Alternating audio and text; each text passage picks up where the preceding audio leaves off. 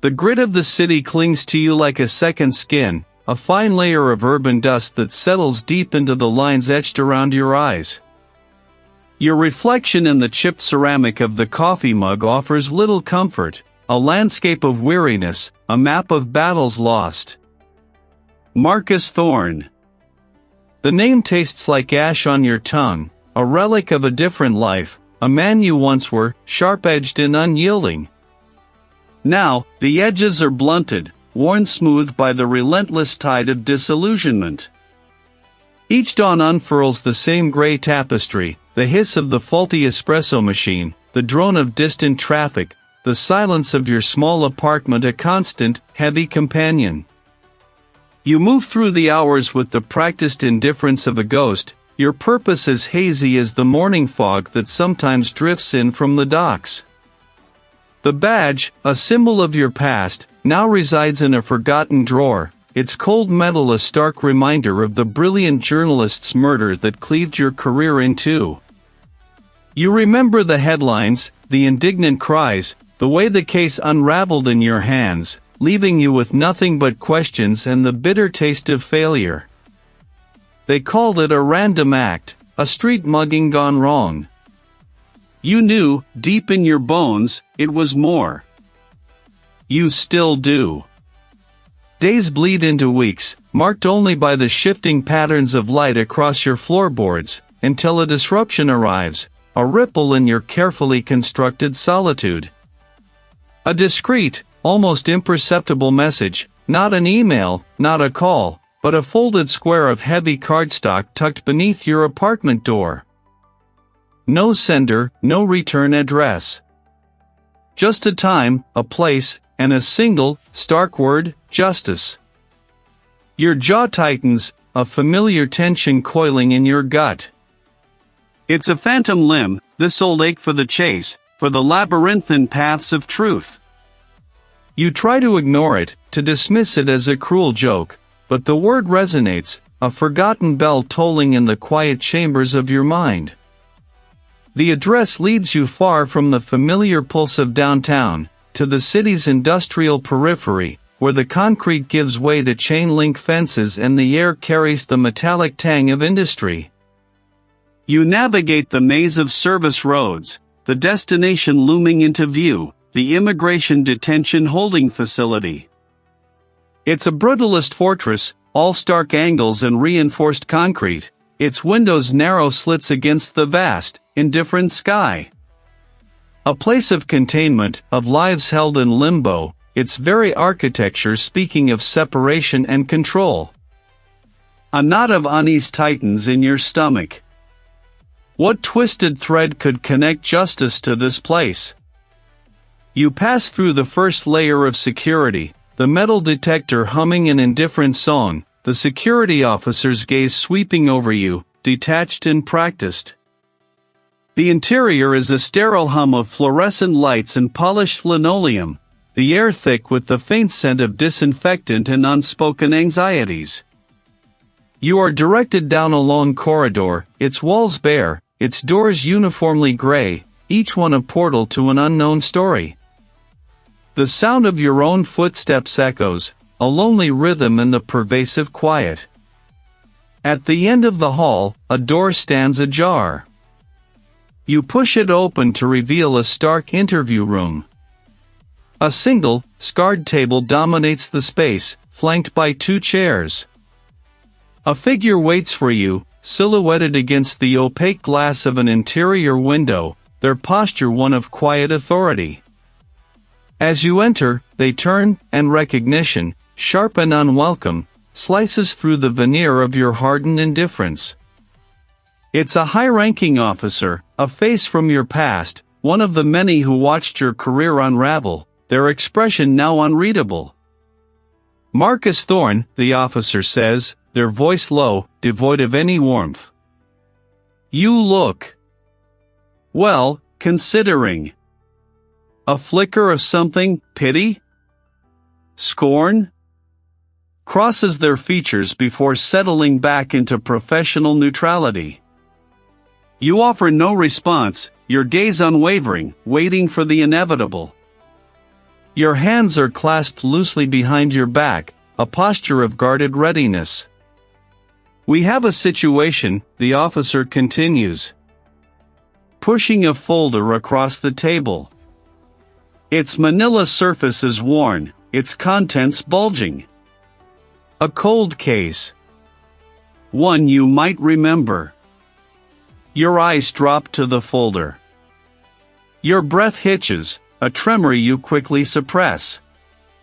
The ghost of a name, the face of a brilliant investigative journalist, flashes behind your eyes. Eleanor Vance. Eleanor Vance, the officer confirms, as if plucking the name from your very thoughts. Her murder. Dismissed as a random act, wasn't it? The weight of it feels immense, heavier than any burden you've carried in years. An unlikely source, perhaps, but their information. It connects Vance's death to something far larger. A politician, Marcus. A prominent one, running for the highest office. A politician. An organization. The scope of it stretches far beyond the street corner where Eleanor Vance met her end. No badge, no official capacity. Just you, Marcus Thorne, the man who couldn't let it go. The bitterness of their words is a familiar sting, but beneath it, a spark ignites. Redemption. The chance to finish what you started, to finally uncover the truth that cost you everything. The risk is immense, the enemy's formidable, but the alternative, a life of quiet resignation, suddenly feels intolerable. You close the folder, the image of Eleanor Vance's face burned into your mind. The tension in the room is palpable, a silent challenge hanging between you and the officer. The game, it seems, has found you once more. The words still echo, a phantom whisper of what could be, what must be. Redemption. A fragile, dangerous bird nesting in the hollow of your chest. The alternative, a slow, suffocating fade into anonymity, tastes like ash. This is not a choice, you realize, but an instinct. A predator's reflex to a scent of prey long lost. With a breath that catches in your throat, you dial the number etched only in memory. The line rings once, twice, a third time, each tone a hammer strike against the quiet resolve you've built. You're in, a voice rasps, devoid of pleasantries, a low gravelly sound that offers no comfort. It is the voice of the contact, a shadow from your former life, now a reluctant bridge to this new, perilous path. The files, you state, your own voice rougher than you intended, I need everything. They'll be delivered. A drop point. Expect them before dawn. The line goes dead, leaving you with the dial tone's persistent hum, a sound that signals not an ending, but a beginning. True to the contact's word, a heavy, unmarked package materializes on your doorstep before the first blush of false dawn paints the sky. It is bound with industrial tape, a single, handwritten word on its surface, a Thorne. Your name, a brand you thought had faded. You tear into it with a desperate urgency, the crinkle of old paper a familiar symphony. Inside, the past spills out. Manila folders, yellowed with age, brittle photographs curling at the edges, and a thick, bound dossier. The scent of dust and forgotten truths fills the air. Here he is, the journalist, Marcus Thorne's ghost. A younger man, vibrant, with an intensity in his eyes that mirrors your own. You remember his name, of course, the name that haunted your early career, the case that slipped through your fingers like smoke. You pick up a photograph, a crime scene shot. His body, a stark tableau against the grime. But you knew, even then, that it was more. You shuffle through the notes, your fingers tracing the familiar scrawl of your younger self, then the terse, dismissive observations of the original lead detective. He was quick to close, too quick. You remember the frustration, the brick walls. The journalist's personal effects list details: a worn leather notebook, a digital recorder, a handful of cryptic receipts. You find the notebook, surprisingly intact. Its pages are filled with his compact, precise handwriting, a spiderweb of dates, names, and observations. He was digging into something big, something far beyond a simple mugging. Your eyes snag on a particular entry, dated just days before his murder. It's a series of notes about a construction project, a land acquisition deal, and a phrase underlined multiple times: the facility's true purpose. Below it, a scrawled address, partially obscured by a coffee stain. You lean closer, your brow furrowed, tracing the faded ink. The journalist, it appears, was not merely investigating a random construction project. You recall the prominent politician's campaign, his recent speeches touting strict new policies, his fiery rhetoric about national security and controlled borders. The politician, whose ascent to power began to gain real traction around the time of the journalist's death. You flip through the journalist's notes further, finding mentions of corporate lobbyists, unregistered funds, and a name that surfaces repeatedly, a name you recognize from recent headlines: a senior campaign advisor to the very politician now vying for the highest office. The advisor was a minor figure back then, a name barely registering on your radar. But now, the connection is glaring, a festering wound beneath the polished veneer of a political campaign. The pieces begin to coalesce, forming a monstrous, unsettling mosaic. His death wasn't random. It was a silencing. You pull out the original police report again, comparing the journalist's last known movements with the lead detective's timeline. A discrepancy, subtle yet crucial. The journalist was last seen near the industrial district, not the residential area where his body was found hours later. A missing gap, a deliberate misdirection. The air in the small apartment grows heavy, thick with the weight of unearthed secrets. Perhaps. You are no longer just seeking redemption, you are stepping into a battle, armed only with brittle paper and a burning need for truth, against forces that have already proven their willingness to kill to keep their secrets buried. The game has changed. And you, Marcus Thorne, are finally ready to play. The heavy package, unmarked and anonymous, rests on your doorstep like a forgotten promise. Its cardboard skin, rough beneath your fingers, holds the chill of the pre-dawn air.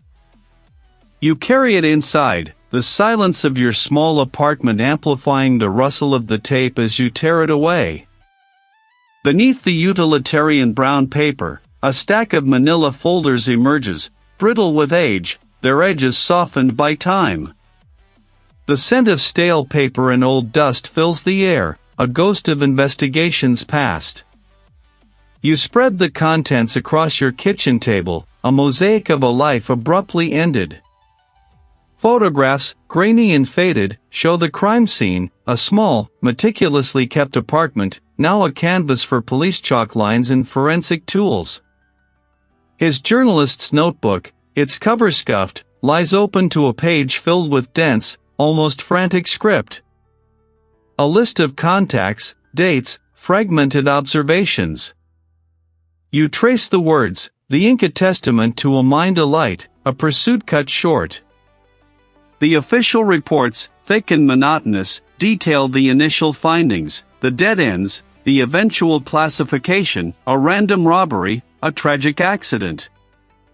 You remember the official line, the neat closure that never quite settled right. The apartment, the scene of the crime, calls to you. It is where the truth began its slow rot, and perhaps, where it still clings. The building stands in a quiet district, a brick sentinel softened by ivy. Years have passed, leaving their indelible mark. Dust motes dance in the slivers of sunlight that pierce the grimy windows, illuminating the neglect. The air is still, heavy with the scent of disuse and faint echoes of lives once lived. Each corner, each empty space, tugs at a memory, a detail from the case files. The living room, where the struggle reportedly took place. The kitchen, untouched. The small study, where the journalist spent countless hours. You kneel by the old, built-in desk, its surface scarred with generations of use. The drawers hang open, empty, having long since surrendered their secrets to either police evidence or scavengers. Your gaze drifts to the underside of the lowest drawer, a space often overlooked. You wipe the dust away with your thumb, revealing not a manufacturer's mark, but deliberate etching. A sequence of characters, carefully incised into the aged wood 10/03 G4A7N. Your breath catches. It's too specific, too precise to be random. A date, an alphanumeric code. A message. A clue, planted by a mind that knew its time was running out. The official reports never mentioned this. It was either missed or deliberately omitted. The journalist was not a random victim. The next afternoon finds you in a quiet cafe, the clatter of ceramic and low murmur of conversation a thin veneer over your escalating unease. Across the small, round table sits the former supervisor, his face etched with the weariness of years, his gaze distant. He sips his lukewarm coffee, his hands trembling slightly. "Marcus," he begins, his voice raspy, "I heard you were stirring up old dust. That case. It was put to bed for a reason." You lean forward, the cryptic characters burning in your mind. What reason? The official one never made sense. Not for Marcus Thorne. He sets his mug down with a clink. Some things are bigger than official reasons. Political pressure, Marcus. It came down hard. From above. For your own sake. And mine.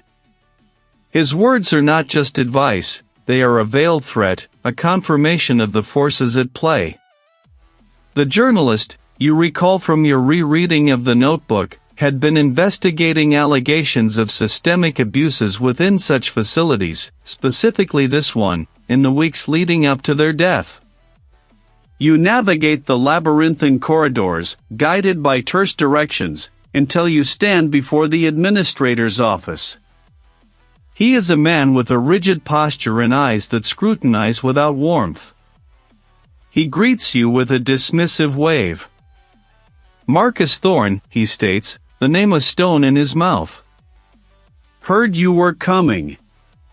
Asking about old interviews, old inquiries."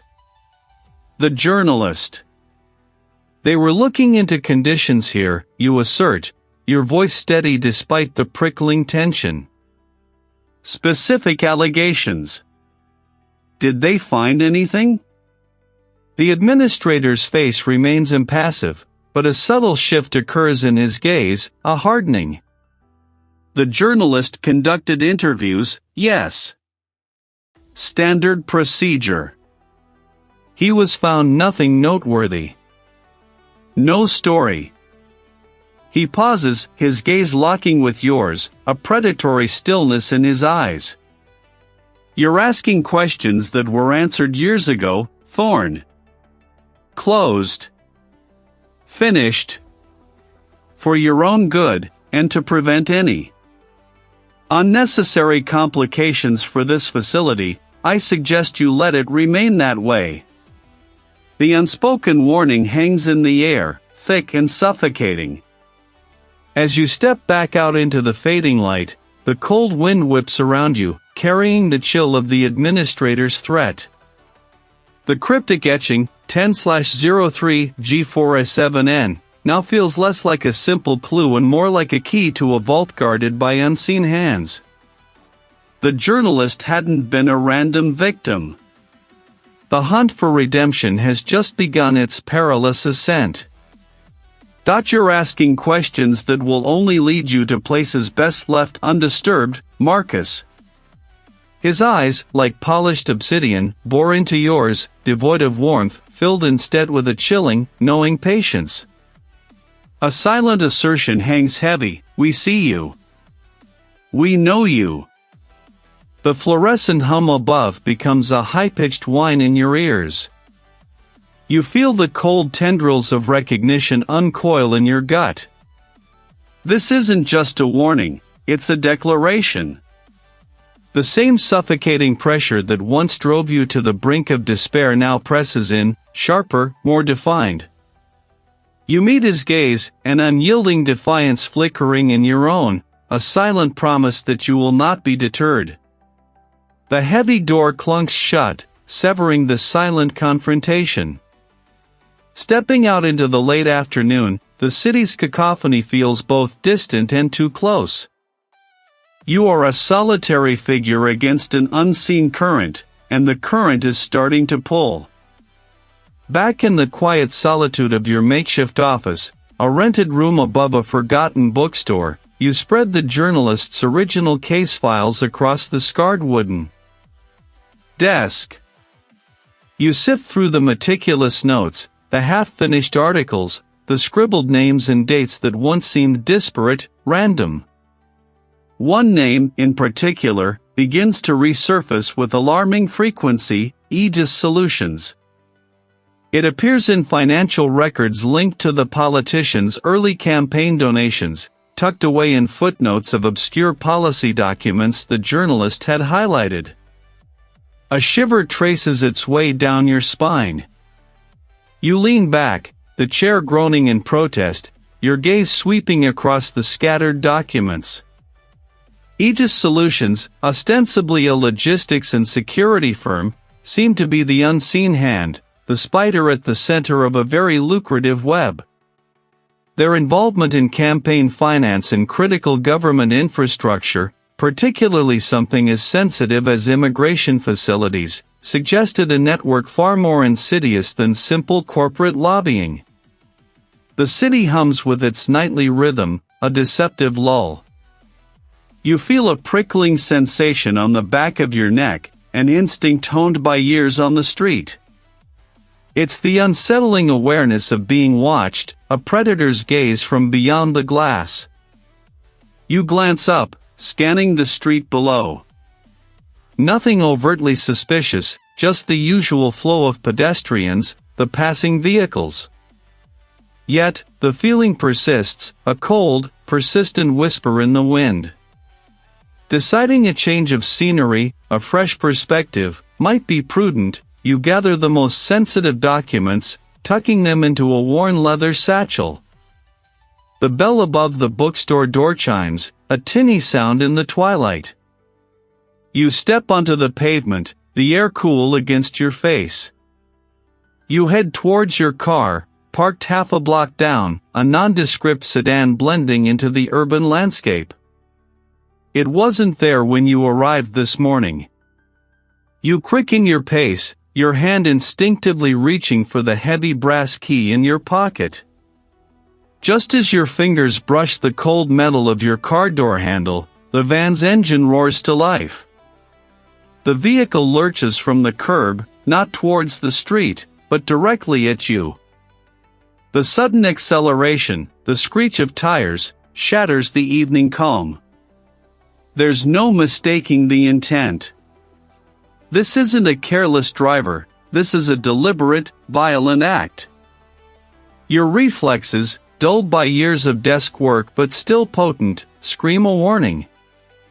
You pivot, throwing yourself sideways, a desperate lunge that sends you sprawling behind a row of overflowing garbage bins. It doesn't stop.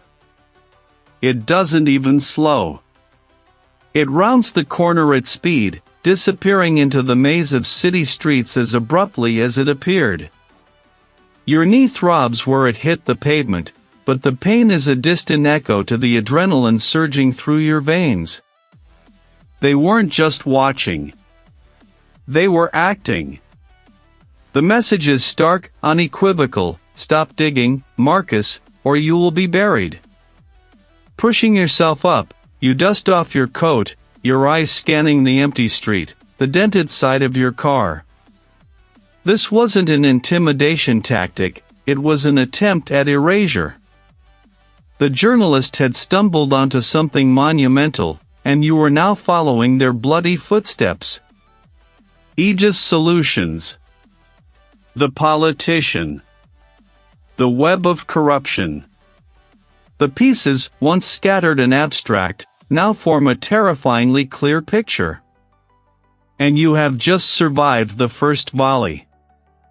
The city's roar, once a distant hum, now crashes against you, a turbulent tide of exhaust fumes and hurried footsteps. You walk, the cold concrete beneath your soles a stark contrast to the sterile quiet of the administrator's domain. Each stride carries the unspoken threats, the heavy doors clunk a finality that rings in your ears. You navigate the labyrinthine streets, the setting sun bleeding across the glass towers, painting the sky in hues of bruised purple and angry orange. Its very architecture speaks of containment, of lives paused in limbo, a grim testament to the invisible lines that divide the world. Inside, the air is thick with a different kind of quiet, not sterile, but hushed, pregnant with unspoken anxieties and the low thrum of constant surveillance. You pass through metal. Detectors that hum with an indifferent vigilance, their electronic scrutiny a counterpoint to your own internal clamor. Fluorescent lights cast a harsh, unwavering glow, bleaching the color from everything, including the faces of the officers behind bulletproof glass. Marcus Thorne, you announce, your voice a gravelly whisper in the echoing hall, the name feeling alien on your tongue after so long. You present your old, tarnished badge, a relic from a life you thought was irrevocably lost. The desk officer, a woman with eyes that have seen too much to spare, examines it with a practiced indifference before her gaze flickers to your face. Follow the runner, she instructs, her voice flat, pointing to a young officer whose uniform seems too crisp, too new. Finally, he stops before a reinforced steel door, buzzing it open. You step into a small, windowless room, a table and two chairs its only furnishings. Across the table, a man sits hunched, his eyes wide and darting, like a trapped bird. His name, you recall from the sparse file, is Matteo. He was a low-level informant for the journalist, a man who saw things, heard things, and vanished shortly after the murder. Matteo, you begin, your voice low, not a threat, but a promise of understanding. My name is Marcus Thorne. I'm looking into the death of the journalist. His eyes, sunken and fearful, fix on yours. He says nothing, merely shifts in his seat, his hands clenching and unclenching on his knees. The silence stretches, thick and suffocating, punctuated only by the distant clanging of a metal door. You talk to her, you press gently, pushing a grainy photograph of the journalist across the table. Her vibrant smile, now a stark contrast to the room's grim reality. You had information. Things you told her. Fear? Crossing his face. He was. She listened. Not like the others. Who were the others, Matteo, you ask, leaning forward, your voice a silken thread. Who else was asking questions? Or telling her to stop? He hesitates, glancing nervously at the door, as if expecting it to burst open. There was. A man. He came. After she stopped writing. He asked about her. About what she knew. What did he look like? Mateo shakes his head, a quick, jerky motion. I didn't see his face clearly. But he had a way of speaking. He always said, loose ends unravel everything. And he had a scar. A thin white line, just above his left eyebrow. Like a healed cut. The words hit you like a physical blow, a sudden, sharp intake of breath. The scar. The phrase. And standing beside you, stoic, offering quiet counsel, was a face from a faded photograph, a colleague you trusted, a man who had helped you navigate the early days of your career. A man whose unwavering certainty that it was a random act had swayed the final report.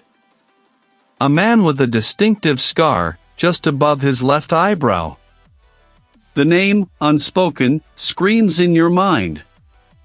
Detective Reynolds. Your partner on that very case. The man who had been the first to declare it a random street violence incident, despite your own gnawing doubts. The man who had, with quiet authority, guided the investigation away from any deeper connections.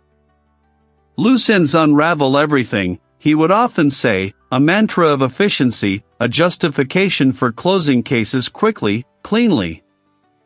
Reynolds. The loyal, steady colleague.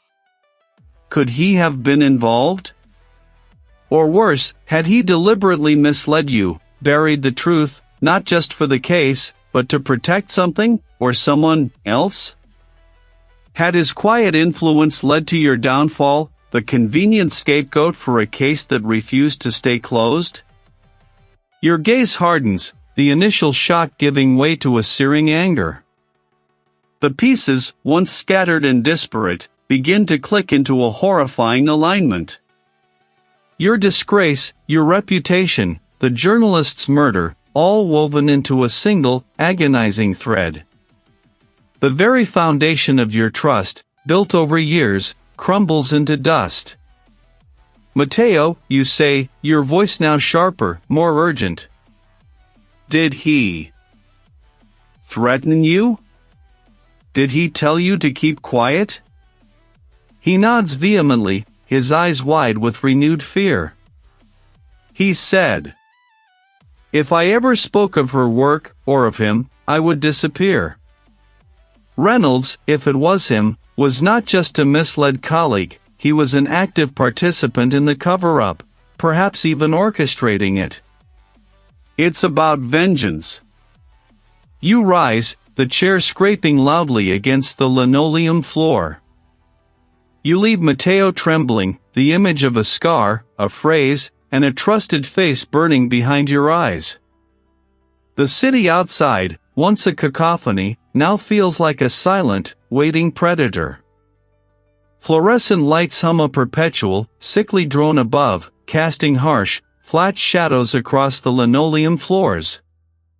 A metallic tang, like old coins and regret, scrapes at the back of your throat. You navigate the labyrinthine corridors, a ghost in a forgotten uniform, each step a deliberate echo against the institutional quiet. Your destination is a small interview room, a box of reinforced concrete and scratched plastic, where the last threads of a decade-old lie might finally unravel. The official, a weary-eyed bureaucrat whose name you never learn, ushers you in. He offers no pleasantries, only a curt nod towards the figure already seated at the table. This is the informant, a former campaign aide, now a forgotten cog in a minor legal entanglement, his face etched with the exhaustion of 100 sleepless nights. His gaze is skittish, darting from you to the closed door, a cornered animal sensing the tightening noose. He knows why you're here, the whispers of your return, a specter from the past, have preceded you. You slide into the chair opposite him, the plastic groaning in protest. Ran errands. You were there when the politicians started to rise. You saw the deals, the quiet meetings, the sudden influx of funds that made no sense. You heard things. Specific things. You watch him, searching for the tell, the flicker of truth behind the carefully constructed wall of denial. The journalist wasn't just investigating campaign finance. They were digging into something deeper. Something that connected the politician to a network, a machine. And that machine had a name for its operations. A code. His eyes widen, a flash of recognition. He bites his lip, considering. Fear battles with a nascent spark of defiance, perhaps a desperate hope for leverage, for a way out of his own predicament. They talked about a ghost ledger, he finally admits, the words tumbling out, thin and reedy. Not a book. A file. Hidden. Encrypted. The journalist. They found a way in. A key phrase. Something about the architect's blueprint. The architect's blueprint, you repeat, testing the phrase on your tongue. How would the journalist have accessed it? He hesitates, glancing at the door again. On an old campaign server. Buried deep. Disguised as a redundant backup for donor lists. The key phrase. It wasn't a password. It was a sequence. A specific order of names from a public donor roll, used to unlock a hidden directory. The journalist had it. He swallows hard, his voice barely audible. They were going to expose everything. You press him for the specific sequence, the exact order of names. The details are etched into your memory. You rise, the plastic chair scraping against the floor, a harsh punctuation mark in the silent room. Thank you, you say, the words devoid of warmth. You drive to the abandoned factory, a skeletal monument of rusted girders and broken windows, your makeshift sanctuary. Your old laptop, a relic of your former life, hums to life on a rickety table. You access the politician's archived campaign website, a digital ghost town. The donor list is there, a public record, innocuous in its presentation. Carefully, meticulously, you input the sequence of names the aide provided. Each click is a breath held, each entry a step closer to the precipice. A hidden directory flashes into existence. You click again, your fingers trembling slightly. A single file appears, its name a string of alphanumeric characters, meaningless to the casual observer. You download it. It's encrypted, just as the aide described. The progress bar crawls, a slow agony of anticipation. Then, with the software of the laptop's fan, the file opens. It's a ledger, but not of numbers.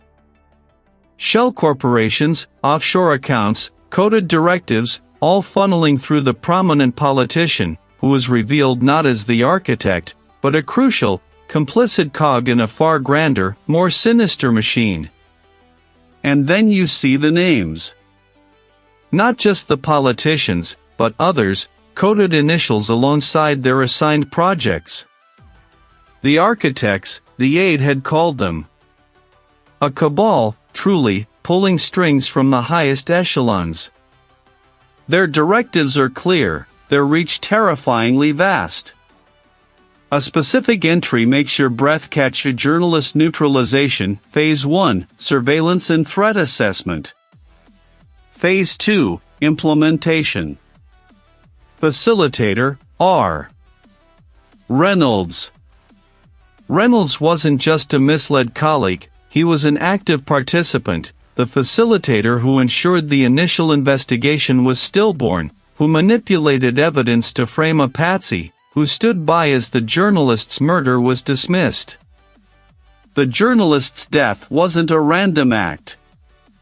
It was a calculated execution, directly linked to uncovering this ledger, this blueprint of corruption that spanned a decade and reached into the highest offices.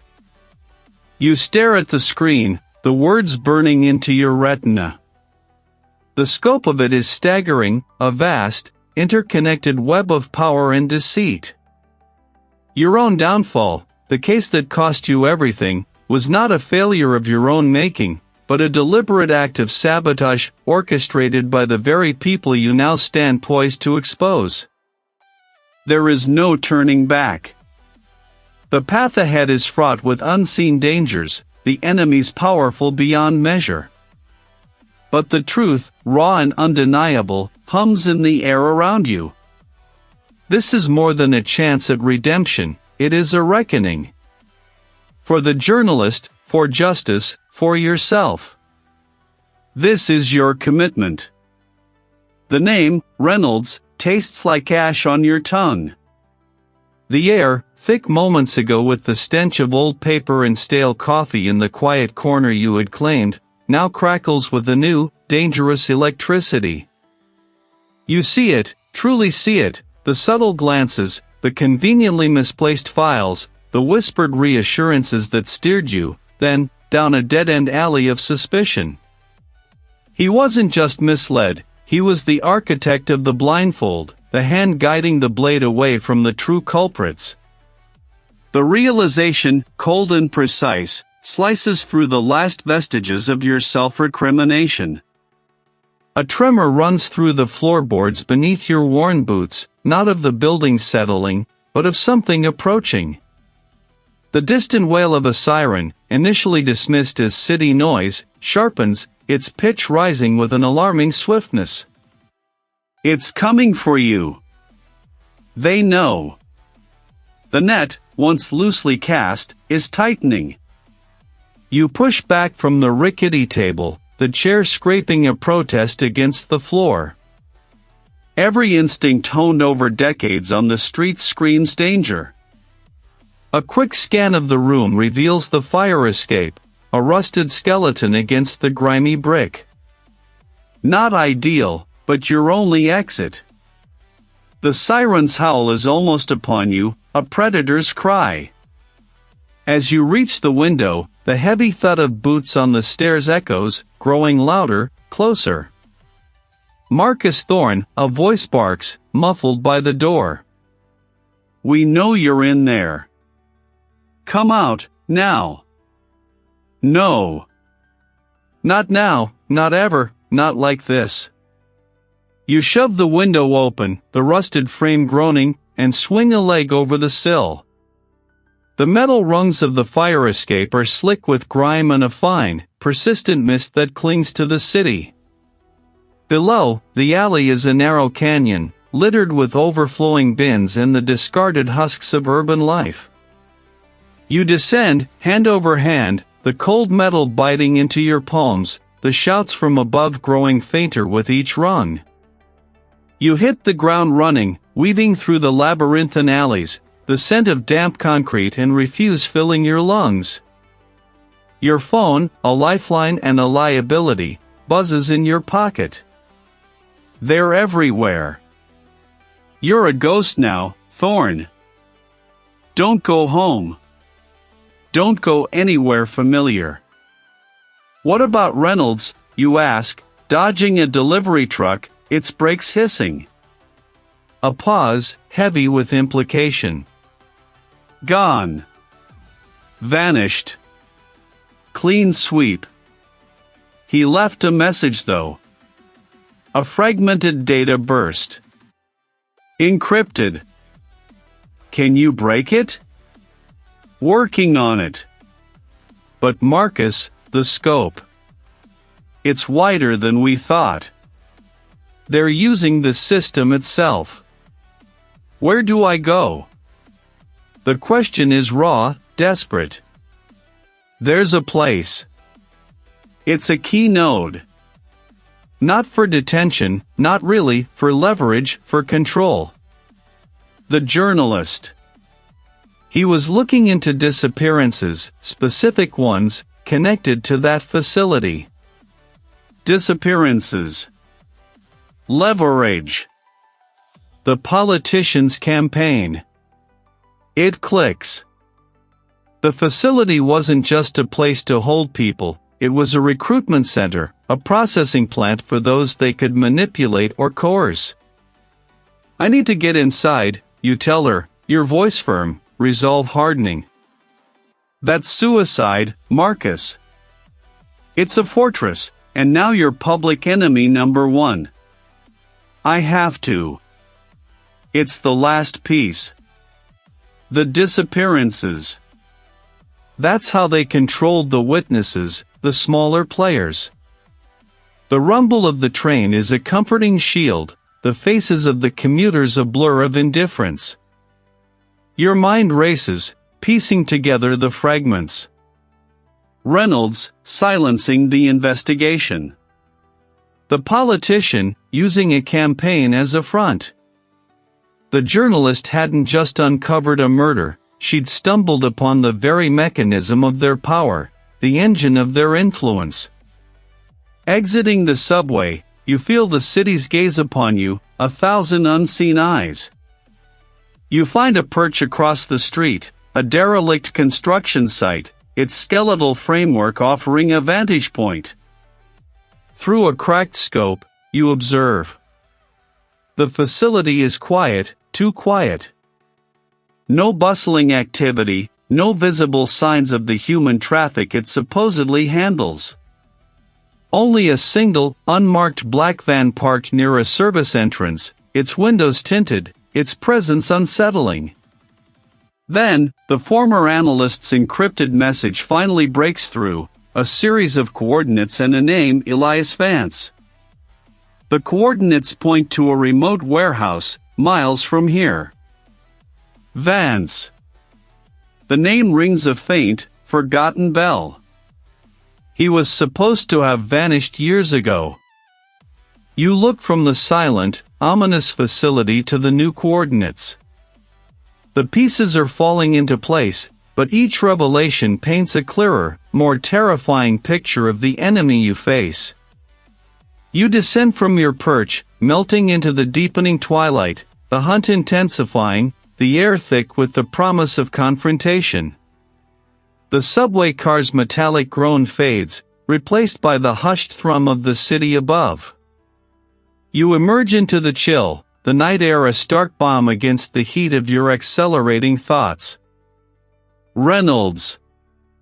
The name echoes, a poisoned bell. He wasn't just silencing an old investigation, he was burying the past to protect the politician's future. The journalist, brilliant and relentless, had stumbled upon something truly damning, something that threatened to unravel the carefully woven tapestry of power and ambition. The politician's campaign, a shimmering facade, must be built on the very corruption the journalists sought to expose there. The decision forms, hard and unyielding as granite. You hail a cab, the streetlights blurring into streaks of gold as you race towards the city's periphery. The facility looms, a brutalist concrete fortress against the bruised twilight sky, its fences crowned with razor wire, its windows like vacant eyes. Your old training, a dormant instinct, awakens. A rarely used service entrance, tucked behind a refuse area, offers a glimmer of opportunity. You move with practiced stealth, a ghost weaving through empty corridors and administrative offices. The journalist was methodical, meticulous. They wouldn't have just found something, they would have secured it.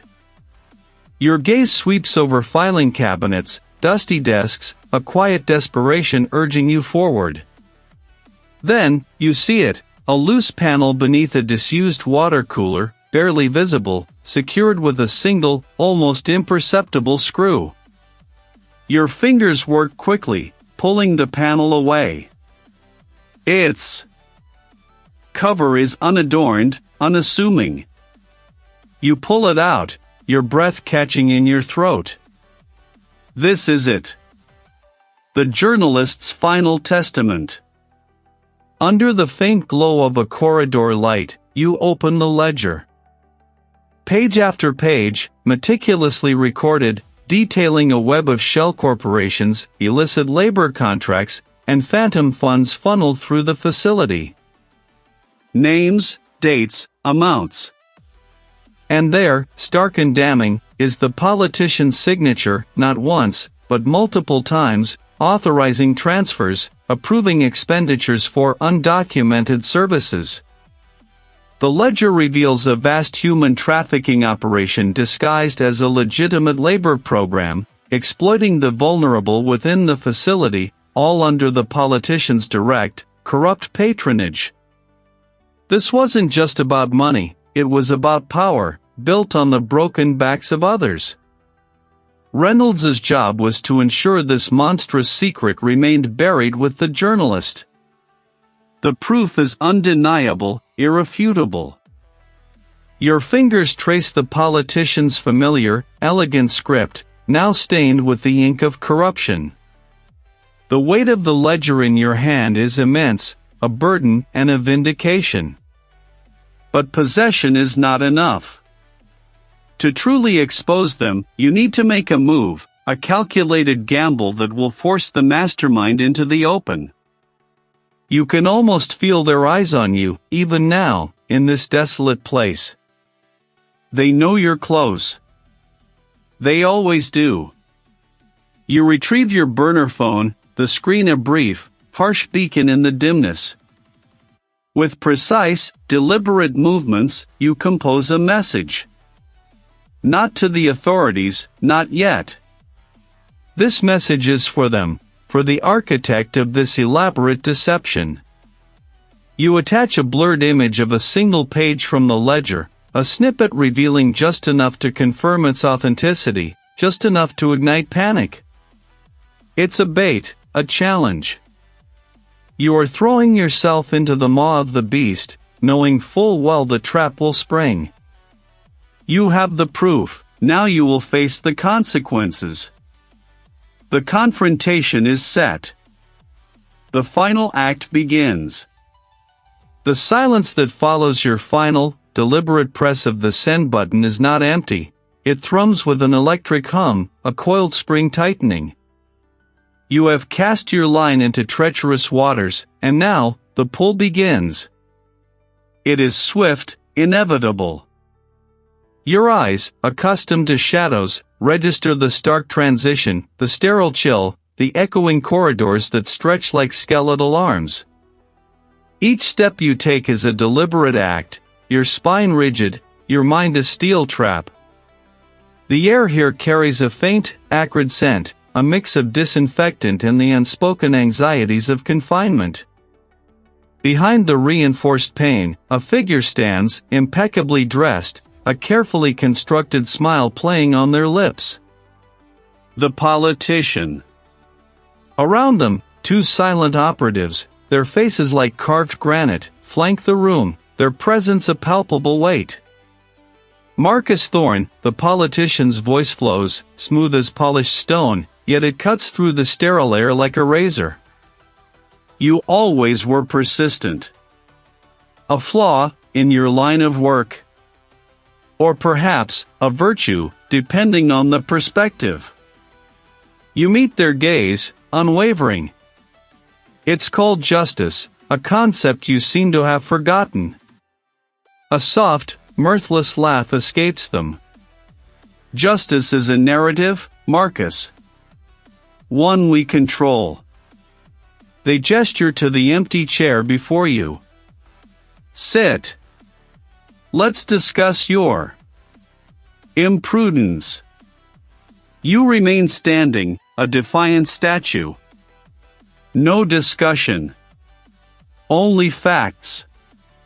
The encrypted data you thought secure, the ledger detailing the shell corporations, the offshore accounts, they all point to you. Not just the campaign finance violations, but the systemic funneling of illicit funds. The journalist, the one whose murder you dismissed as a random street crime, was close. Too close. The politician's smile tightens, a hairline crack appearing in their composure. A tragic loss, yes. The journalist had uncovered the network, the one that uses this very facility, and others like it, as a processing hub. You have no proof. I have the journalist's final, encrypted transmission, you counter, pulling a compact data stick from your hidden pocket, a small act of defiance. It contains everything. The names, the dates, the coded exchanges. It reveals how this facility, designed to hold, was repurposed to disappear. How individuals were flagged, not for deportation, but for a far more sinister journey. It details the politicians' complicity, the direct orders given, the payoffs received. It paints a picture of a vast, interlocking web of influence and exploitation, with you, politician, at its very heart. Losing its cultivated smoothness, revealing an underlying current of steel. You, a disgraced badge, armed with a few bytes of data? You underestimate the reach of the organization. They are the architects of this world, Marcus. Disappearances. No one asks questions here. Your anonymous tip, Marcus, was precisely what we needed. A final, desperate cry for attention, leading you directly into our hands. You ignore the operative, your eyes locked on the politician. The journalist knew. And now, I know. This isn't just about money or power. It's about a systematic dehumanization, a betrayal of every ideal you claim to uphold. Your hand moves, not to fight, but to activate the tiny device hidden in your palm. It's a burst transmitter, preloaded with the journalist's data, configured for a single, powerful broadcast. You gasp, but your fingers clench, a silent prayer for the signal to escape. The politician's eyes widen, a dawning comprehension of your desperate play. Their cultivated composure shatters, replaced by a furious snarl. Stop him, the politician roars, their voice echoing off the sterile walls.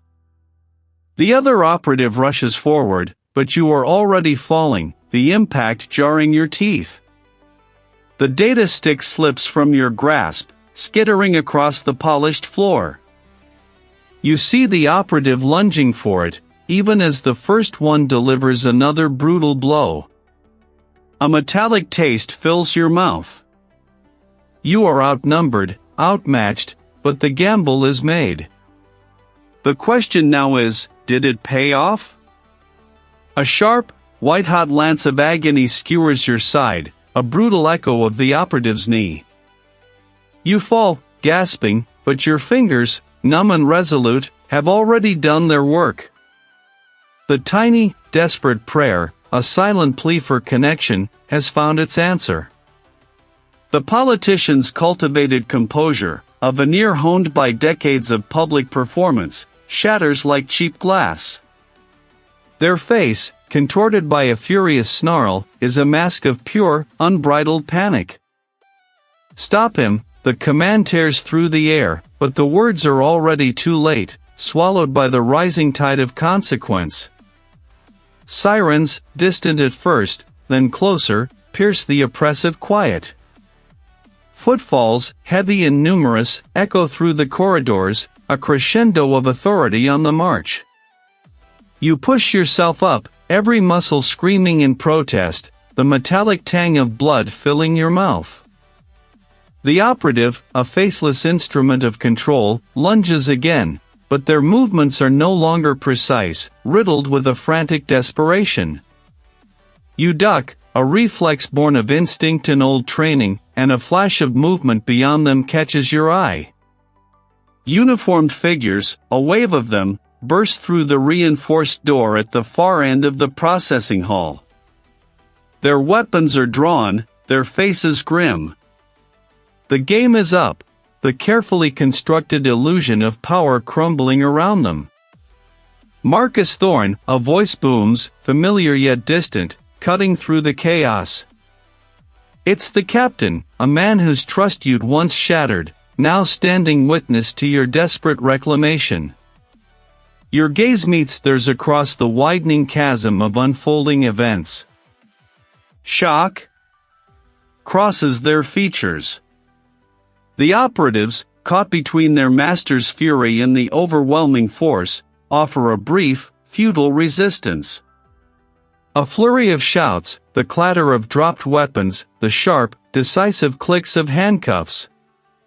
The air vibrates with a sudden, charged stillness.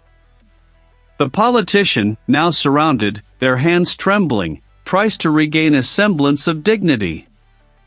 This is an outrage. You have no authority here.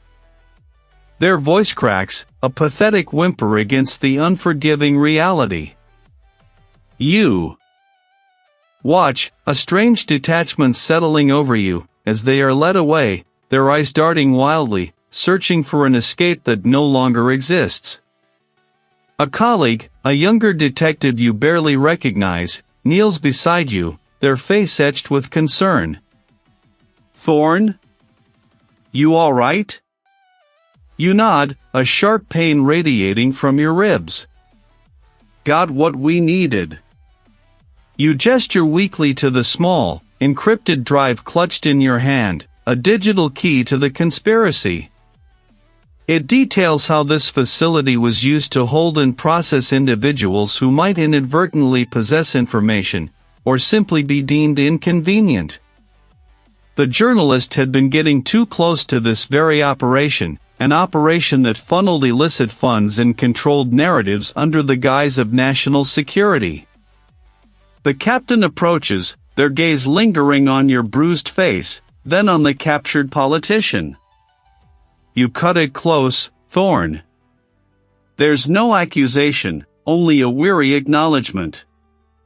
The signal worked. The press is already converging. This is bigger than anyone imagined. You push yourself to your feet, leaning heavily against a processing desk. The adrenaline begins its slow, painful ebb, leaving behind a profound exhaustion. Their silent witness, a tapestry of unspoken stories, suddenly feels validated. Investigators swarm, documenting, collecting, unearthing the layers of deception. Every file, every computer, every detainee interview becomes a crucial thread in the unraveling tapestry. You sit on a cold metal bench, a first aid kit open beside you, applying a makeshift bandage to your side. The pain is a dull throb now, a constant reminder of the precipice you've just walked back from. The drive you secured reveals not just the cover-up. The direct orders from the politician, implicating them in orchestrating the journalist's accident. It wasn't a random act, it was a targeted assassination to prevent exposure of the illicit activities within this very facility. The larger network of influence tied to their campaign. A sense of immense, weary relief settles over you, heavy and profound. The badge might still be gone, your reputation still tarnished in the public eye, but the truth, a brutal, unforgiving thing, is finally out. The politician, stripped of their power, will face justice. The ghost of your past failure, the journalist's unanswered plea, finally finds its peace, but the cost. The investigation continues, the deeper roots of the conspiracy yet to be fully exposed, but the first, most crucial stone has been overturned. The steel of the processing desk bites into your palm as you brace yourself, the cold emanating from its surface a stark counterpoint to the heat still thrumming beneath your skin. The last echoes of the struggle reverberate only within you, a private symphony of strained muscle and ragged breath. Their faces, a mosaic of apprehension and nascent hope, watch from behind the wire mesh of their cells, their silent witness a heavy cloak. A distant wail, then another, begins to coalesce into a rising tide of sound. Sirens. Not the frantic, panicked shriek of an immediate threat, but the measured, approaching keen of officialdom. Relief, a thin, fragile thread, begins to weave itself through the exhaustion. You push off the desk, your legs protesting with a tremor, and move towards the main entrance, where the heavy security door, now ajar, yawns open to the night. Through the gap, the strobing blue and red lights paint the rain-slicked tarmac in frantic, ephemeral hues. Figures in tactical gear, their movements swift and decisive, pour from armored vehicles. Clear, one barks, his voice cutting through the night. Federal agents. Hands where I can see them. You raise your empty hands, a gesture of surrender to the inevitable order that now descends. A heavily armed agent, his face obscured by shadow and helmet, levels his rifle at you for a heartbeat too long before recognition flickers in his eyes. Thorne, he questions, his voice rough. You nod, a single, weary dip of your head. Behind him, a senior federal agent, a woman with eyes that miss nothing, steps forward. It lingers on the unconscious form of the politician's architect, sprawled near the communications array, then settles on you. What in God's name happened here, Marcus? Her tone holds a razor's edge of professional inquiry, devoid of judgment. Heavy with the gravity of the scene. Justice, you articulate, the word feeling both inadequate and profoundly true. A long-delayed accounting. The facility is systematically secured. Detainees are moved to a safer section, agents fan out, securing evidence, questioning the subdued operatives. You are led to a small, sterile office, the air thick with the scent of disinfectant and stale coffee. A colleague, one who had believed in you when others didn't, enters, his face a mixture of concern and of quiet triumph. He offers you a bottle of water, its coolness a balm against your parched throat. They found it, he states, his voice low, the secure server in the hidden compartment. The digital breadcrumbs, meticulously laid by the journalist, then obscured by powerful forces, now illuminate the entire conspiracy. Using its remote location and vulnerable population as a shield for illicit operations. The event of the previous chapter, the confrontation, had been the necessary catalyst to expose this final, damning piece of evidence. You lean back in the worn chair, the plastic squeaking a protest. The names of the operatives, their roles in the conspiracy, the intricate flow of laundered funds, it all begins to spill out from the colleague, a torrent of information confirming every suspicion, every desperate hunch you'd clung to. The journalist's final, encrypted message, once dismissed as paranoia, now reads as a prophecy, a warning from the grave about the politician's ruthlessness and the organization's pervasive influence. The senior federal agent returns, her expression grim but resolute. It's going to be a long night, Thorne. A longer investigation. But we have him. The architect of this entire operation has implicated the politician directly. The journalist's death wasn't random. It was a calculated silencing.